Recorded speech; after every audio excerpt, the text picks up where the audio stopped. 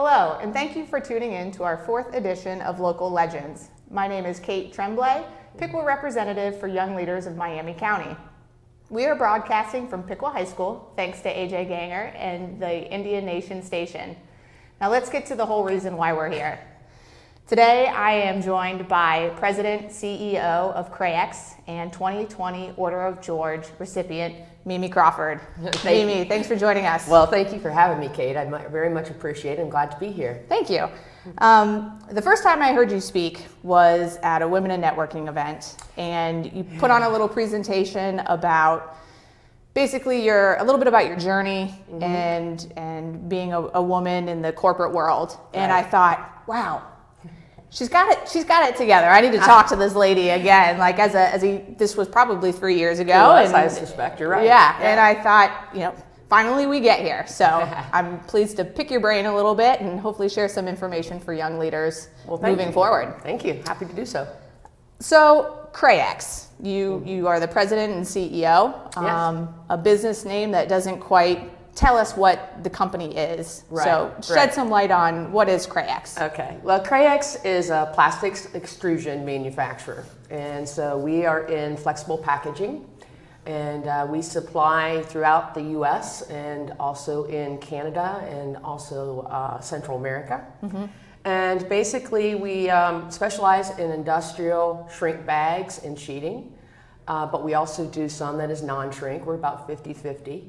But it's mostly, in the industrial world. So when you buy, as an example though, in a non-industrial application, you might see plastic bottles that you buy from the grocery store and that shrink overwrap. That is a product which we make. Okay. And we do something of that size, but we also do something as large as very large boats and RVs. The wrap for the weatherization? Absolutely, yes. Wow. So we have a very wide range of end-use applications. Construction materials are a very large category for us.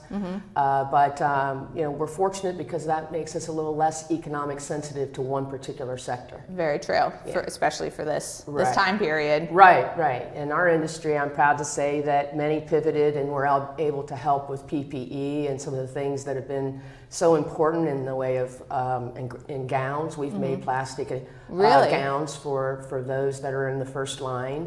So we've been essential throughout this whole COVID issue. Most and definitely. happy to be a very important partner in servicing our frontline people. Oh, that's fantastic. I had no idea that you were able to pivot and make some PPE things as well, just here locally. That's great. Yeah. So your father, Cliff, started the company? He did. Okay. He did, yeah. From the ground up? He did, 1972.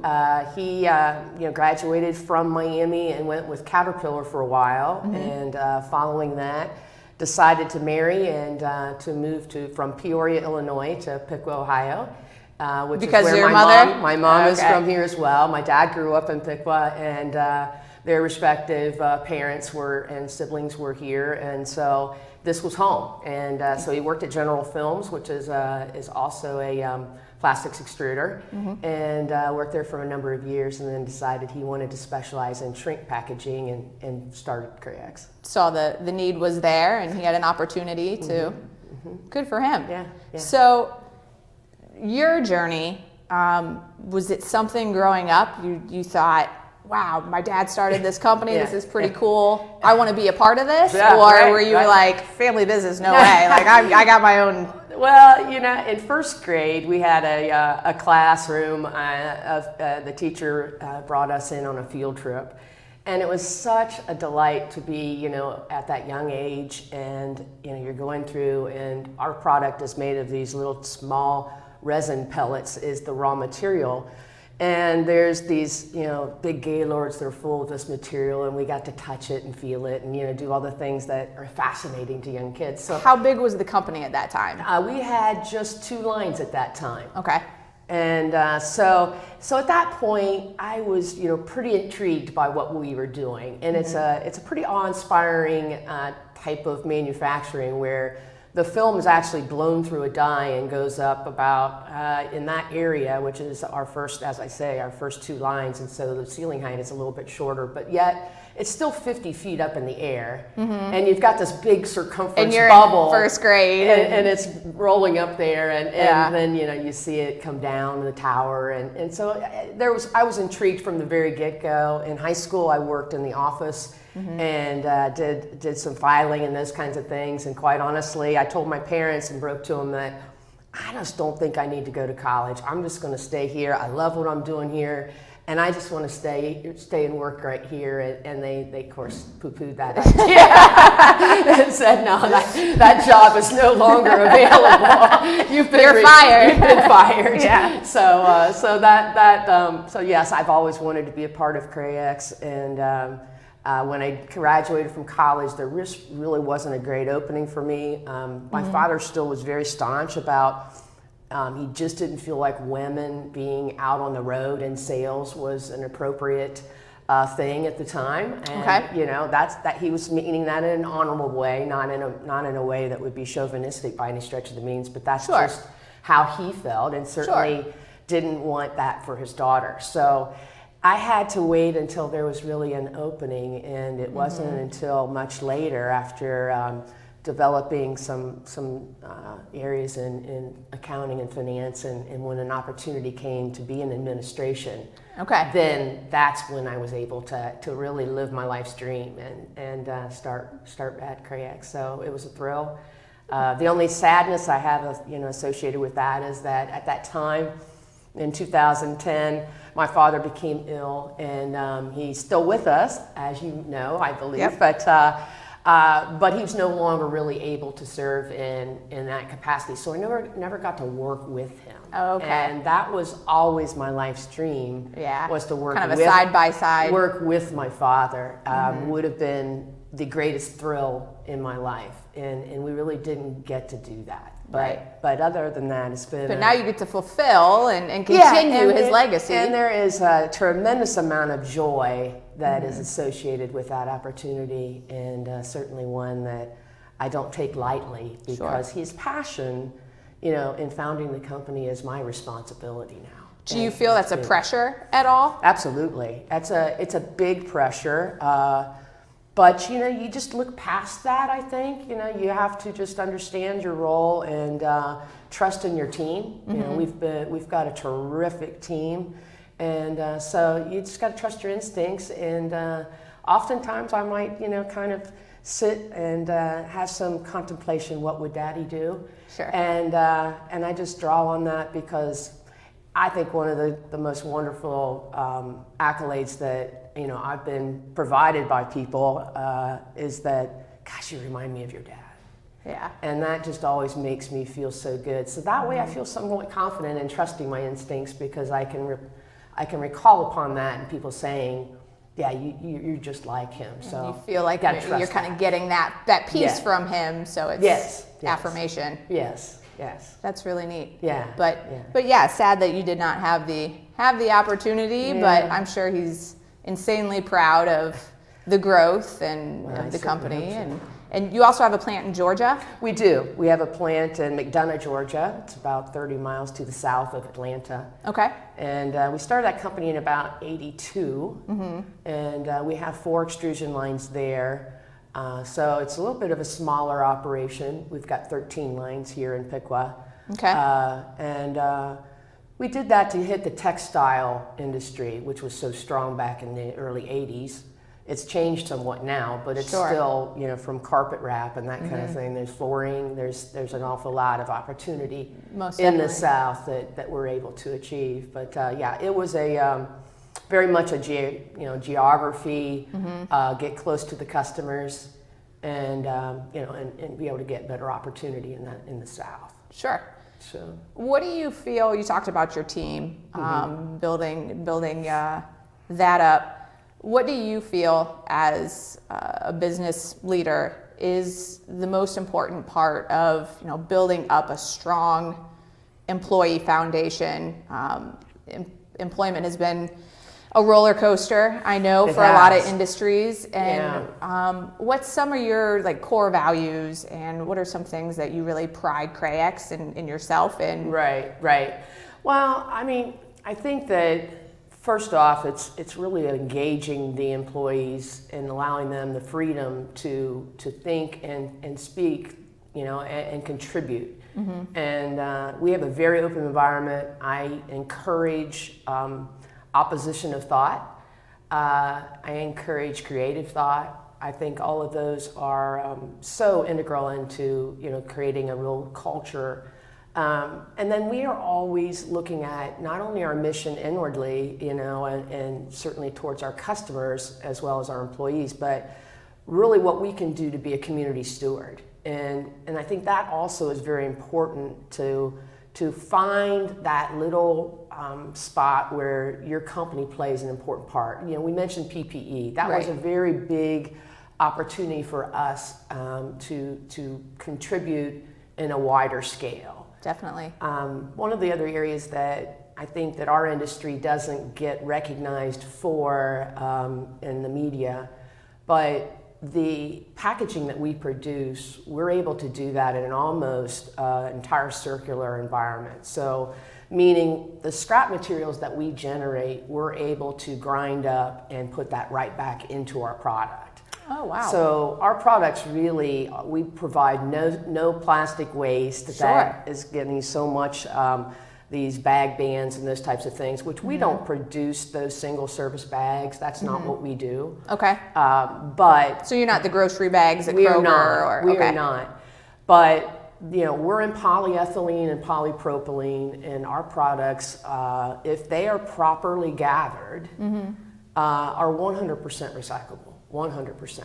So, which is so we important. As a society need to become better at how are we going to monetize that operation to where people are instilled to go ahead and have the collections, and companies that do that are instilled to then recycle it and move it into an end use.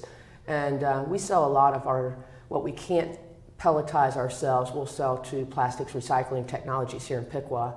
They grind that up, buy it, and they do that. They sell it. Utilizing another local business, which is fantastic. Absolutely. So those are, I guess some of the, that larger purpose, whether it be environmental or what have you, I think those are some of our core values as well, to serve that greater purpose. But internally, we are very much about honesty, loyalty. We're very driven as to how we service our customer. So those are all very foundational, but empowerment, and we like to have a lot of fun too. That's a very important aspect of nurturing a culture. So I think all of those, are what we've defined as being, the attribute is why would you want to work at Crayox? Those are the freedoms that we provide for people to grow.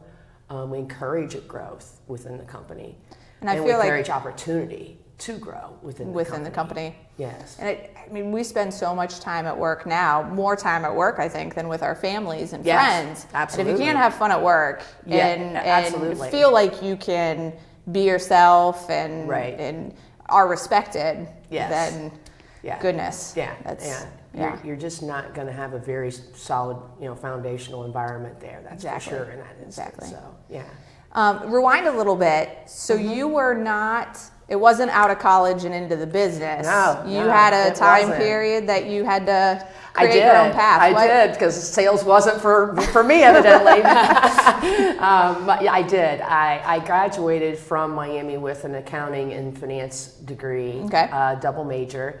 And was very fortunate to land a job at Ernst & Winnie at the time, so I'm showing my age a little bit there. But I was able to land a career right out of college, and it went to Columbus, Ohio. And I was able to work there and obtain my CPA. And so I worked until I started having some health issues. And with that, ended up needing to go closer to home.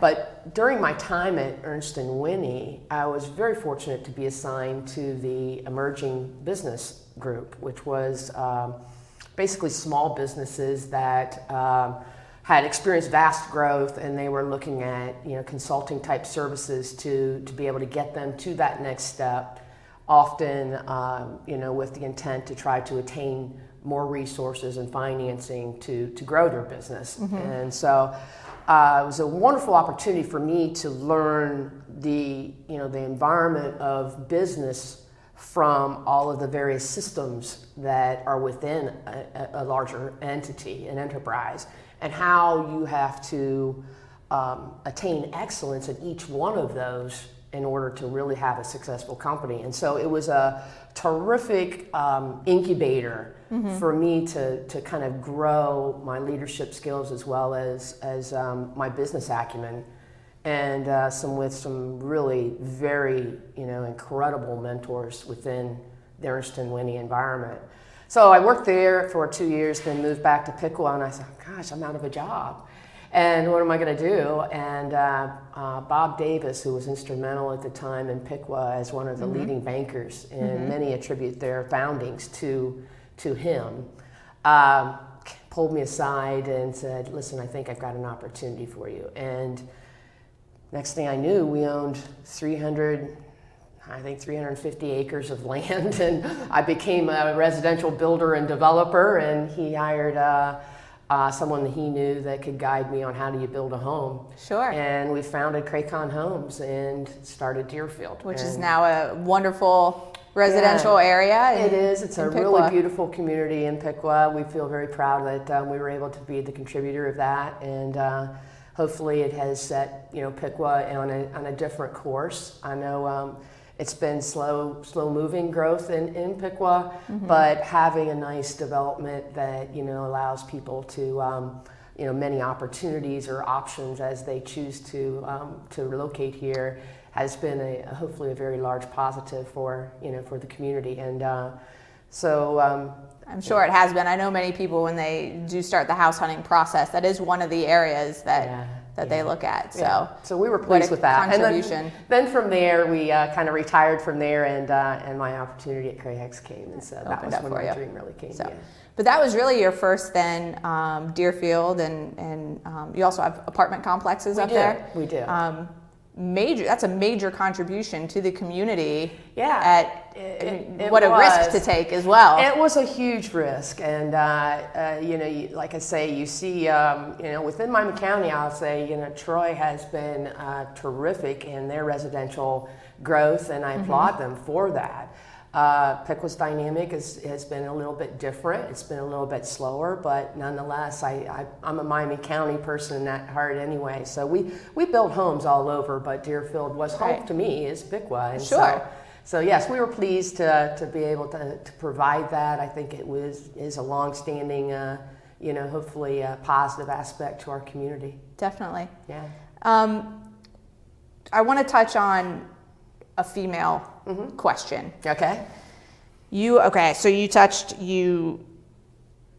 Craycon, Deerfield, Crayox, wife, mother of two.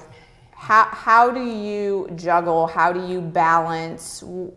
How was that for you? Having two, I've talked to both your children, wonderful people. Thank you. And what I'm looking at, I don't have children, but hopefully in our near future, and I'm like, how do I do this? And I'm not building neighborhoods or taking over companies, so I'm just, how do you juggle and balance that? How was that for you? Yeah, it was difficult. It was very difficult. As I mentioned, I had I had some health issues. Those were related to stress. And so ironically, coming to Piqua and starting my own business and taking on that huge risk, you would think would maybe have enhanced the amount of stress and applied even more. But I guess, after having children, it really changes your perspective a whole lot, and you do a lot of soul searching on, okay, well, what is truly most important in your life? And I had a tremendous amount of help. I really did. I had, some people that were taking care of my grandmother at the time, and when she passed, they decided to take care of my children while I was working. And to this day, the relationship that they have with them that are now in their 90s is really beloved. It's just the most special thing for all of us, and including my kids, of course. And so being able to have such a strong foundation of people to assist you is really insurmountable in terms of being able to tackle what I was All able those to. things. But I think, really one thing that focusing back on the priorities, it's important that, you separate your work life and your home life.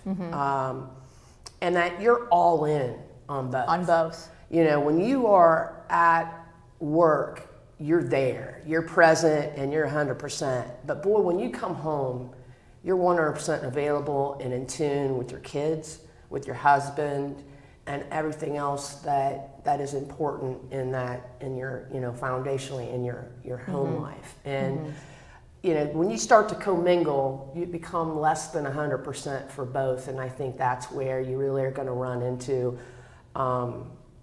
just low performance. You just can't possibly be at your best in both arenas if you're not capable of saying, I got to turn this off now, right? Because I'm here for you, right?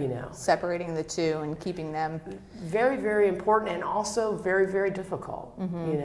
I think especially in this time, so many people are working from home. Yeah, absolutely. So all of a sudden, your home is work. Absolutely. And how do you, husband come home, kids come home, turning one off, and yeah, and I think that we have to be careful about that. That is becoming, and we have to face it after post-COVID, working from home and remotely is going to be part of this new norm. And businesses such as ours need to react to that and respond. But we're going to be very methodical about how we approach that, because culture is in play, ideology, innovation is in play, and those can be somewhat compromised if you don't do it right. And so I think a hybrid solution might be somewhere where it's best. But you're right, when suddenly you're in a position where work is home and home is work, it can lead to some high stress and some pretty high situations that I think could be detrimental to working, to both worlds. Yeah, really. Working parents, yes, I think in both areas. So it's You're a big threat if it's not respected. It can be very dangerous, I think. Sure, I can definitely see that as well. You talk a lot about people, the people in your life, people who helped you raise your children, and mentors. I know are huge for you. They are, yeah. Growing up, has your mentorship continued by the same handful of people, or are you constantly not seeking out, but thinking like, oh, this person, I want to, read their books, or what? How has mentorship helped you grow and kind of shaped your life? Well, my father was always my largest mentor. As a child, I always spoke of him as my hero, which I think is, as I matured somewhat, I decided, well, maybe that's not necessarily the right descriptor, because that almost kind of makes it sound like, you're superhuman or something. But now I've matured in the thought, but still, nonetheless, there is a tremendous amount of principles that my dad has instilled in me that I believe will always serve as my guide and my example. But there were others, many others, and back in the day, I will say Bob Davis was a huge mentor to my father and also to me.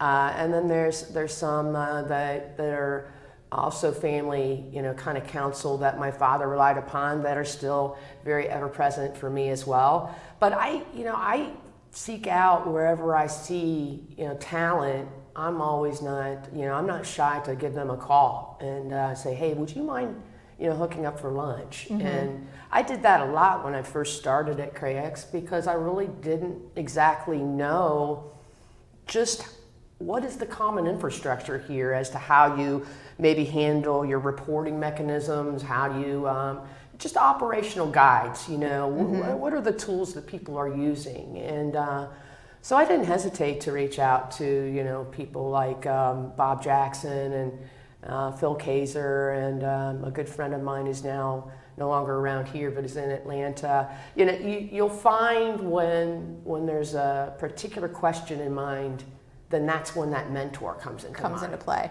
And I just don't hesitate to ask. And I do that within my own organization. I think it's incredibly important as a leader to be always inquisitive and never bashful about asking a stupid question.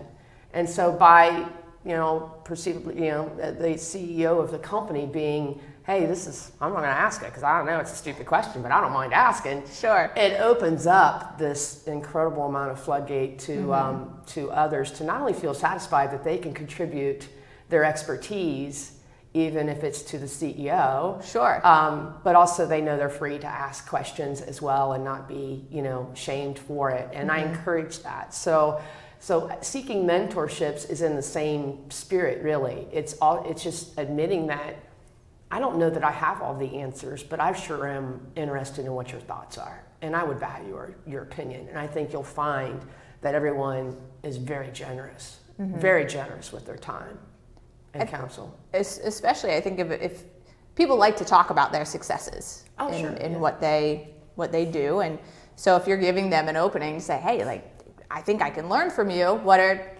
this exactly, for example? Right. And did you see with your mentorship? Was there a flip where was there a position in your life where you're like, people are calling on me now? Yes. Or I think a lot of that started with you, and I'm pleased to do that. But yes, I have, and I said, that's a terrific compliment, but it also is saying that you're old, Mimi. You're getting old. But no, I have found that, and I'm very, very pleased to offer up whatever I can to help people. Sure. I think it's hard for maybe not just me, some other young professionals, just with how we socialize now, in people's feelings and stuff, for people to ask for help and to reach out to people who are at a higher level or maybe not someone that they know well to say, can I pick your brain? Can we have lunch? I think that dynamic has changed a little bit with millennials and under that. Is that okay to do, or they're nervous to do it because they're afraid of the no or no response at all, and so to reiterate that to this group, to young professionals, reach out, take advantage of those. I encourage that, I really do, and likewise, really quite honestly, there's so much that I find I can learn from the younger millennial groups that are coming fresh out of whatever educational backgrounds that they may have. It flips the other way, really, quite honestly, particularly in the area for me, technology, because I'm not as in tune with it, and it's so second nature with, the younger generation. So I think that there's, really, if you set aside, like I say, egos or whatever, I think it's very important that you recognize that there's so many people out there that will share and that you can learn from, and I just believe always in learning. That's for me. I'm not growing unless I'm continually growing my my knowledge, and so I love to read about things that I'm interested in. I love to speak to with people in areas that I'm interested in, but it's always in the spirit of garnering, new knowledge. New knowledge, yeah. I think that's important. And as far as mentorship, I think one of the other areas that is available here locally, if you're interested in the business world anyway, is Aileron. And Aileron is a outstanding offering that was founded by Clay Mathill. And it's a beautiful campus. It's in Elizabeth Township off of Wildcat Road. Okay. You don't have to be anymore. You used to have to be a member. Anymore, you do not. And they're offering the most incredible classes that are topic driven that you could ever have. And the campus, like I say, is just a beautiful inspiration. So I would offer that as a tremendous resource. People come from all over the country to sit in these classes. I'm not familiar. Yeah. I mean, I've heard the name, but I don't know what they do. So we'll have to do some research as a group. That's right. Yeah. And as people, kind of retire from their jobs, many of them have become contributors.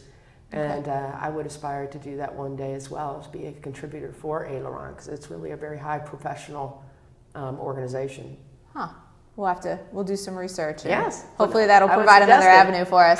There you go. Lastly, I want to touch base on some of your philanthropic, we'll call them achievements, or Sure. that you won Order of George last year for the Piqua Chamber. That's a huge part of that award.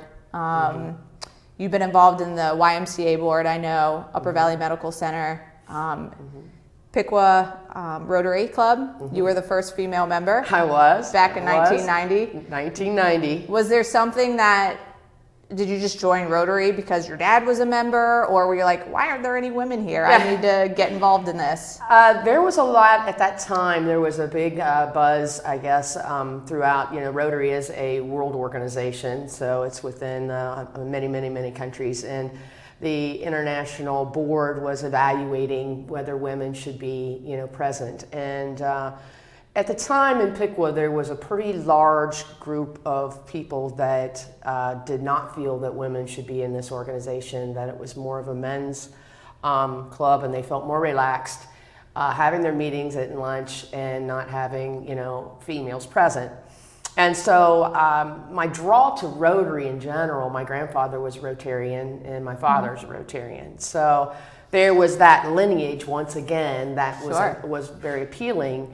But, as I learned more about Rotary, it's really all about service above self. That's kind of the overlying theme. Every year they have a different kind of push or tag, but overall the umbrella is service above self. And it's something that has always been a mantra for me. And so I'm drawn to the organization for really what they have done. What they stand for. And they eradicated, or actually have come close. I don't know that's fully eradicated, but eradicated polio. And there's a strong connection there because I knew some family friends that suffered from that infliction. So there's just a multitude of real sensible reasons to be involved.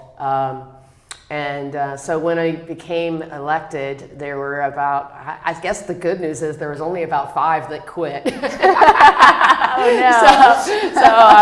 So that was a good thing, but it did open. I'm sure your first meeting was like, oh. Yeah. Well, and later on, one of those gentlemen, came and he actually had tears in his eyes, and he had worked with me on a number of other community things, and he apologized and said that was the most terrible thing that he had done. And wow. So that was quite moving to me, that he really reflected and said, that was not really in good spirit, because she really is quite a contributor. And so I became the first Rotarian, and then I guess it was in about 8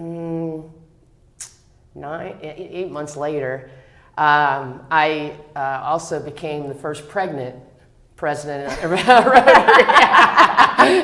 And so I had a lot of fun with that from the lectern, to be able to say, hey, guess what? We got another first, guys. And, that's funny. Yeah. So, but no, it was very positive. We have a tremendous amount of women in Rotary now that have done amazing work in advancing, the principles of community above, service above self. And so I enjoyed my Rotary dinner last night. Yay, the election dinner. That was great. Good. Never did I just naively, I just never thought you didn't have a female member till 1990. That to me is crazy. Yeah, but no, we did not. So we thank you for being that. We were the frontier. We were the frontier. Now my dad was very smart, because he put the nomination in, and they, like I say, they had a blackball mechanism. So, but he put my brother on the same ticket as me. So if they were going to fire me, then my brother went through. Then it was not going to. So he put people in a very difficult spot. Sure. But I'm pleased that for the most part I was embraced very, very much, and Definitely. then and certainly later on serving as the president was quite an honor. Definitely. Piqua Compassion Network. Yes. That is terrific organization. Do you want to shed some light on what the organization is? Sure. Yeah, I got involved in Piqua Compassion Network really through my service in the church. And as an elder at Westminster Presbyterian, I was on the session, and I was just feeling a real calling that God had, some intentions for me that within the community that I needed to be listening to. And I've always had a very strong conviction, for, everyone's duty to lift people up, and those that are in, crisis or living in poverty or addiction.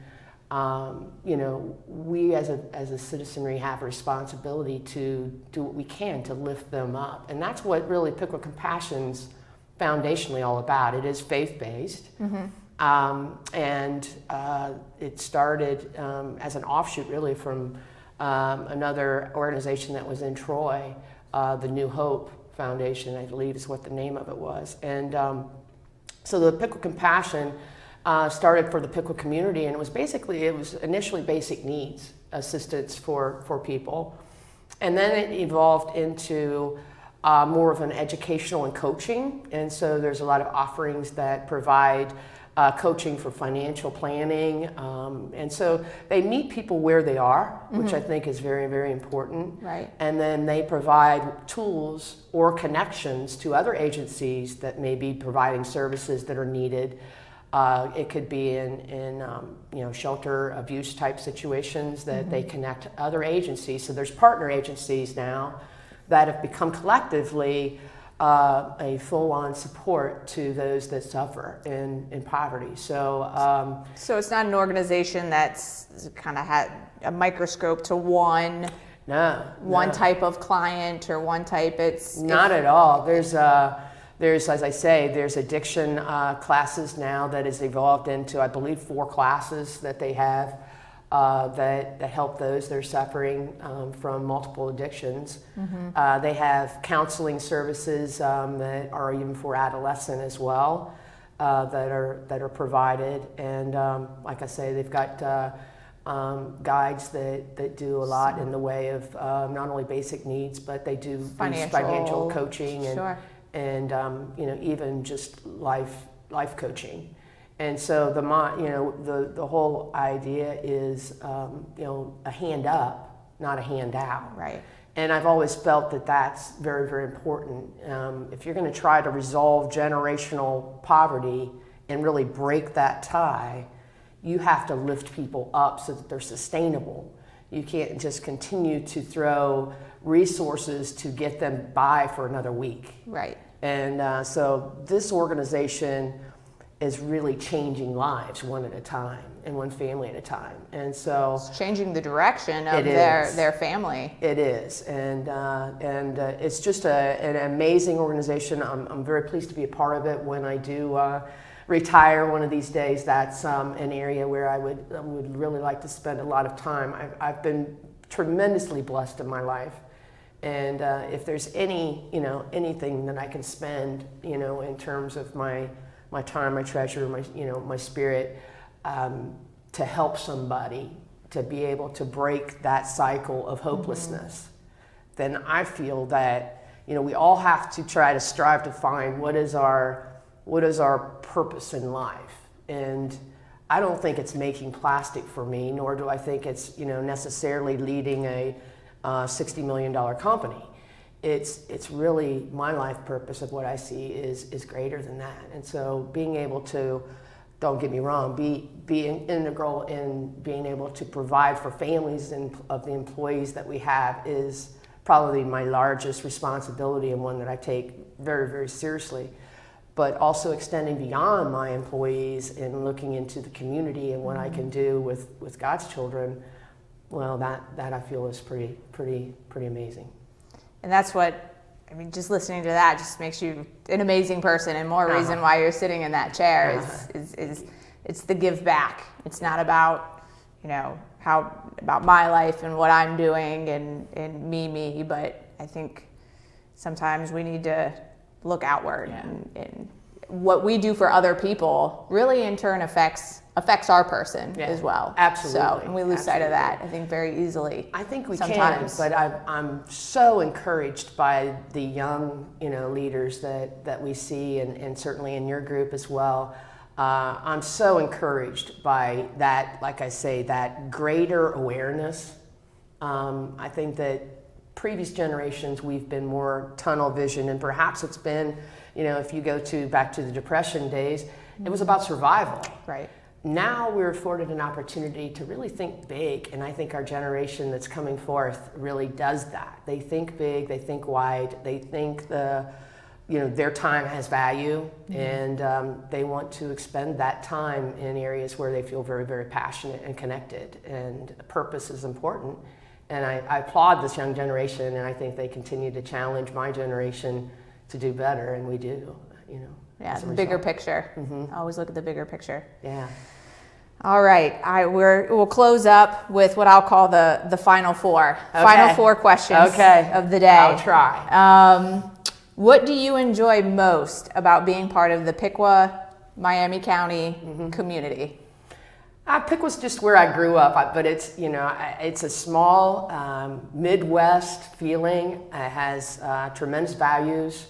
I love being able to make connections. I've met so many wonderful people from the Miami County area, and just to be able to recognize people and wave to them along the way, and stop as you're walking down Main Street and chat with a bunch of people. Now, typically for me anymore happens in the grocery store, I believe, but but nonetheless, that small town feel, I think, is what I really love about Piqua, but in Miami County. But that said, I think again I challenge the younger generation that tends to sometimes want to move away and then later come back.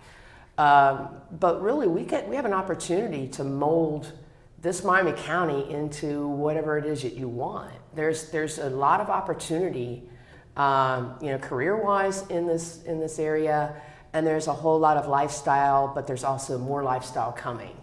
And there's a lot of growth coming. We can create that, and you can make it what you want. But my daughter lives and son-in-law live in Columbus, and it's a wonderful place. But, do they know their neighbors? Well, their neighbors change. Right, right. Yeah, so, my parents live in the same house they've lived in for 30-some plus years. So I guess there's just that steadiness that I enjoy in Piqua and Miami County. Definitely that Midwest home, safe, kind of secure very environment. Safe. Yeah. Yeah. I remember when I first moved here, I didn't have a job, and I'd go to wine-ins, and people just would talk to me. I'm Sure. You don't meet a stranger around here. Why are people talking to me? Yeah. And it was great, because that's how I started making contacts and getting a job and all that good stuff. You don't meet a stranger. Sometimes maybe that you kind of wish they had some Now we go through Kroger, and we're like, I hope I don't run into anyone. Yeah, put the ball cap down a little lower. What's your favorite thing to do outside of work? What's your activity? What do you enjoy doing in Miami County? Yeah, I think particularly this time of year is the outdoors. It's just beautiful. It really is. And we have great parks. We just have great parks. We really do. I love getting on the bike trail and just exploring, whether I'm walking or whether I'm biking, or we used to go with the kids to Bruckner and walk around in there, and Charleston Falls.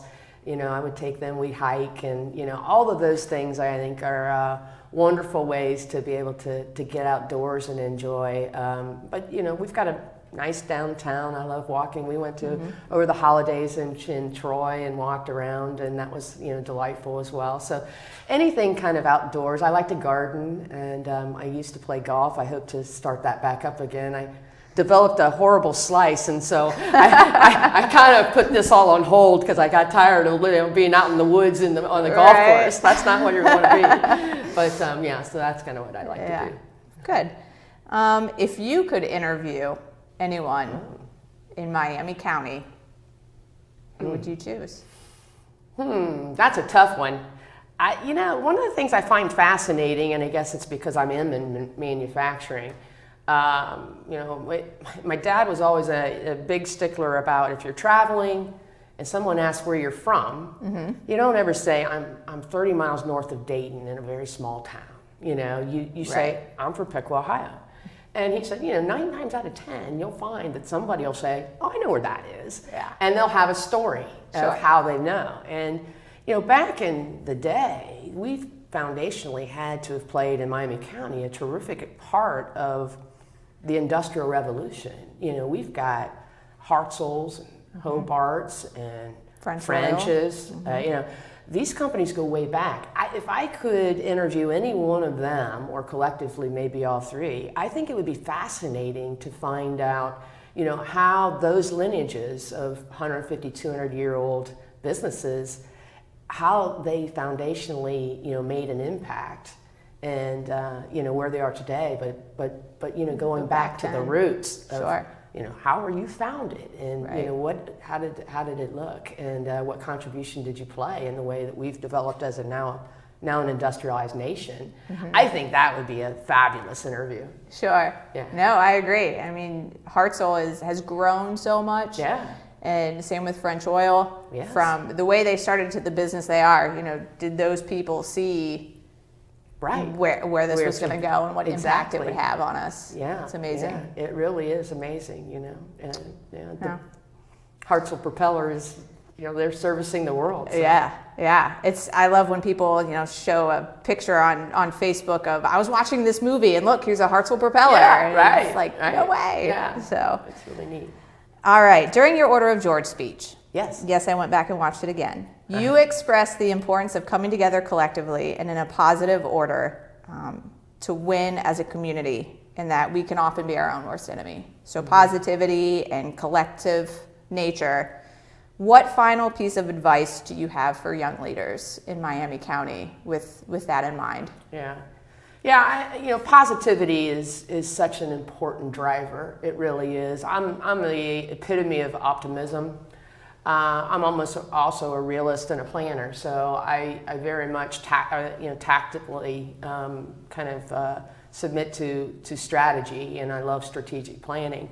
But underpinnings of that is that you really have to have a sense of tenacity, persistence, competitiveness. That drive to win. All of those are things that I think are incredibly important, but your attitude shapes all of that. And if you can't, maintain a healthy and positive attitude, and think big picture, and have high hope, I don't know that any of the other is going to really, come into play. So I do feel that, again, you young leaders have an opportunity to shape Miami County into exactly what you want the lifestyle to be. You have terrific business opportunities to enhance and grow within a career that is very, rewarding. And seeing it through the lens of optimism, as opposed to perhaps looking at Piqua or Troy or Tip City or any of those Miami County smaller rural locations as being, something that is subservient to a larger city. Might be a little bit closed off. And so I just ask that everyone kind of keep an open mind that there really is some amazing opportunities here. Right. And you just have to go grab them. Exactly. Yeah. And ask.